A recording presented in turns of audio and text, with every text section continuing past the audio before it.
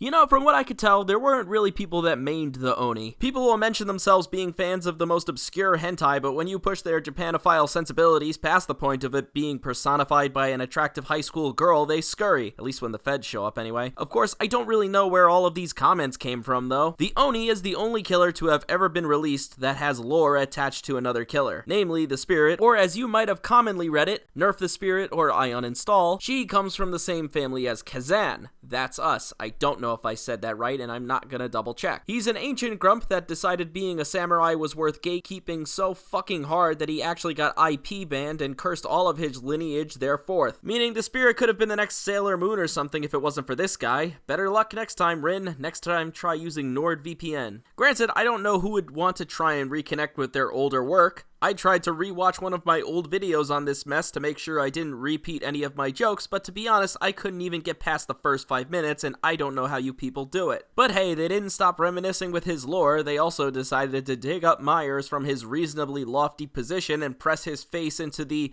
"if we do it again, it'll be better" grindstone. The Oni's power lets him whip out an instant downing paddle and activate a charge that lets him move really, really quickly. Of course, I didn't bring up that Myers thing earlier because I was trying to attract another hot crossover. If you want this power, you're gonna have to work for it. That means collecting enough blood orbs to activate your demon mode, thus requiring you to make blood orbs by hitting survivors to open a wound. Maybe I should have started there. When injured, survivors drop 2 of these little blood droplets while moving around, and especially when performing actions. You can use the power button to absorb these blood bits until you've filled up the meter. The problem is that only injured survivors make these orbs, not downed ones, and hooking only gives you 2 orbs, which might work in Bernie's society, but not for mine. And I know what you're thinking. Don't follow around one wounded dude all day trying to mop up his mess. I know I say this for a lot of killers when it comes to applying pressure, but for the Oni this is especially important. Decide how long you're going to chase someone. Sure, downing them does mean a hook, but if you get in a brief slash, they're gonna drag this hemorrhaging good stuff all over trying to get fucking healed. Choosing your battles is probably the best kind of thing to learn if you want to be one of those fabled creatures I mentioned at the start. Normally as a rule, I tend to leave the first survivor I see in the trial injured, then shift my attention back to the generators. This gives me both one person that's preoccupied and a healthy amount of blood laying around the map for later on. It's also worth mentioning that anytime you hit a healthy survivor, you fill up your power by about 40%, meaning 2 swats and a little bit of suck is enough to fill up from 0. This means my Oni games have the slowest start imaginable. I get my swats in and they have to use one of the 30 fucking perks they have to get healed, and I feel stupid until I get to crush their stupid bitch heads in with a mallet. Activating the power takes a good second and changes your kit in a few key ways. For one, your regular attack is replaced by a heavy attack that knocks those assholes down in one hit. It has an extended wind up and lunge. Good on that, but it also lacks a certain degree of control. The regular swing follows through and damages anything in its path, while the demon strike picks out a specific spot and deals damage there. I know that might sound confusing, so think of it as the difference between slicing a sword and dropping an anvil. While holding up that anvil, you might notice that everyone has taken a certain precaution about you. Well, more than they normally do anyway, because the Oni telegraphs this attack pretty hard. The thing most starting players forget to realize is that you don't actually have to wind up all the way. Just about 2 seconds of holding down the button should be good till you can attack. But what if they start spazzing out and running around your legs like a tiny toddler who's yet to realize he lacks the words to describe the pain you can put him through? If you simply tap the attack button, you'll do a small swing that simply hurts for 1 state instead of 2. It's not ideal because you lack the range of a lunge and you've contracted several fucking STDs trying to build up this power, but hey, no one said the Jerks Guide series was here to tell you how to live. Also related to my point, try to pick and choose your targets with this power. The second ability that comes from this is the Demon Dash. Here, the Oni locks his head forward and shoots his arms back as he runs off a building with all the exaggerated swagger of a Japanese teen. Propelling yourself forwards with this is probably one of the few mechanics in this game that doesn't seem like it's built to annoy you. Unlike almost every other speed boost in the game, the Oni can use this to touch walls. I know, fascinating. If you touch a wall, it doesn't interrupt your run, and you can even use it to hold yourself in place while you angle the next shot.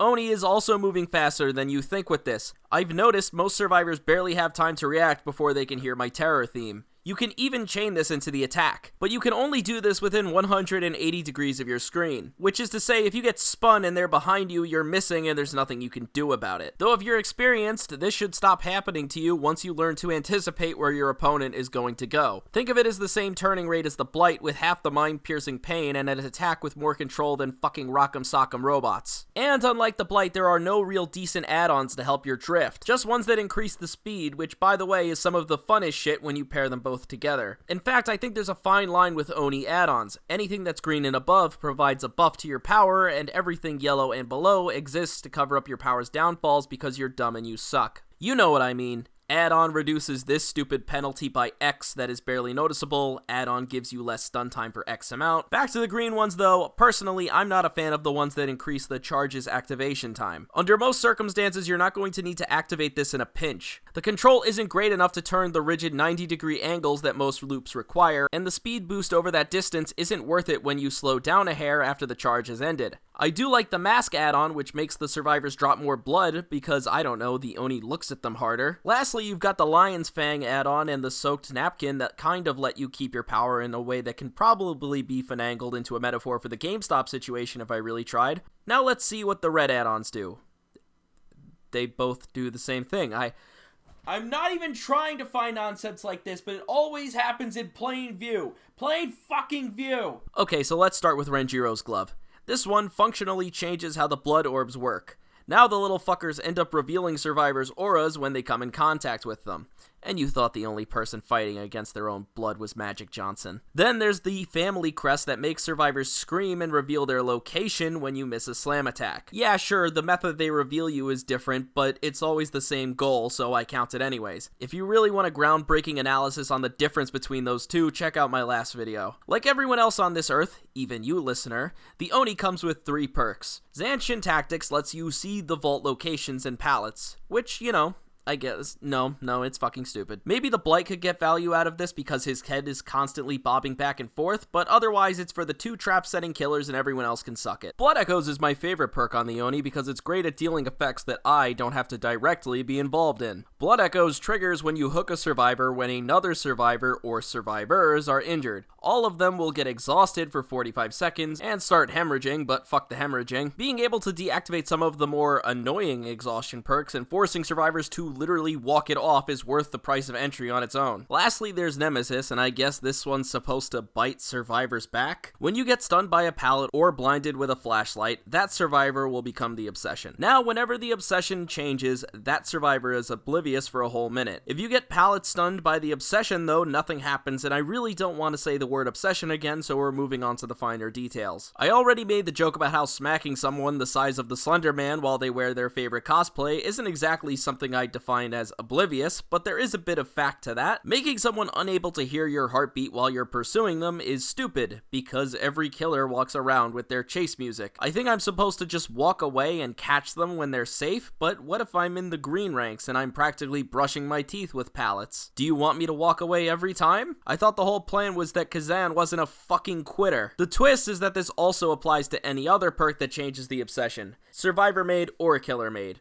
So you can pair this with Furtive Chase and confuse people that rescue the whatchamacallit, or maybe hope that a survivor is running around with For the People, and then hope that For the People doesn't immediately get wasted in a stupid situation, learn to fucking stop doing that, and add a bit of extra pressure somewhere else. So normally I would go into my preferred perks, but can I just drop the veneer for a second and talk about my build? I think we're all basically on the same page that this jerk's guide is 80% entertainment and 20% factual advice, so y'all could hear me sing the virtues of fucking Monstrous Shrine and it'd be fine as long as I included a swing at Robin Hood while I did it. The first perk is Thrilling Tremors. This activates whenever you pick up a survivor and it blocks the generators for 16 seconds. You can carry a survivor for what feels like 17, and generators that aren't being worked on will not be affected. So what you do is you down a guy, hook him, absorb all the blood from the pallet he was using as a menstrual pad, go rage mode to the nearest not fixed generator, and reap results. Then there's Mindbreaker and Blood Echoes. I already explained Blood Echoes, so I'm just gonna lump it in here. Mindbreaker makes survivors that repair generators exhausted for 3 seconds and pauses any recovery from that effect.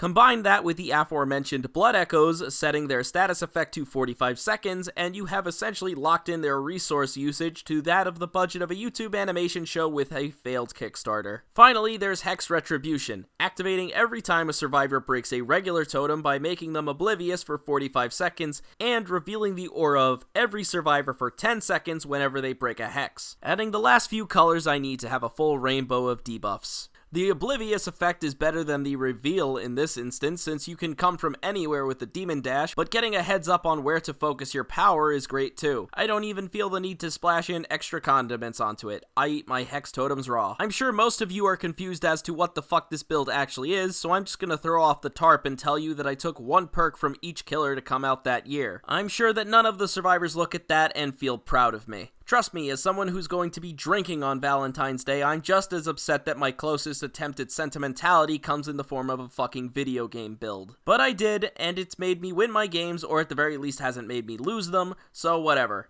I get to invest my blood points on other people and carve a big checkmark on this part of the character select screen. Spirit Fury is good for newcomers because the Oni tends to get bopped in the head a few too many times while winding up his charge. Spirit Fury will break a pallet that hits you after you've already broken 2 of them. It's a good way to continue chasing without letting yourself get bogged down by all the little details. Just remember that if you swing your mallet, you can actually smash that pallet before needing to trigger this. Also, Infectious Fright is great because getting a successful Yowie knockdown doesn't end the power. So you could chain this off to just keep hitting people until one of them gets up with Unbreakable and ruins your whole fucking plan for fuck's sake. There, leave me alone. Now I want to end my video. If I were to categorize the Oni, which I do, you people won't leave me alone on that front, I'd call him very above average. He gets the snowball effect from his power and can retain it pretty easily. The only thing is that you'll have to play a bit differently. Practice hitting people and leaving, not just powering down one guy, because if you do that, you'll starve yourself. As for how I play him, I don't fucking know, don't miss. Finally, how do I like him when no one's looking? Somewhere above the hillbilly and beneath the killers I actually enjoy playing. By like a hair, don't worry. But he's not allowed in the Fun Killer Clubhouse till he stops insisting that we respect his DM PC that was vaguely inspired by Sword Art Online. And you know what I think about the people that play him?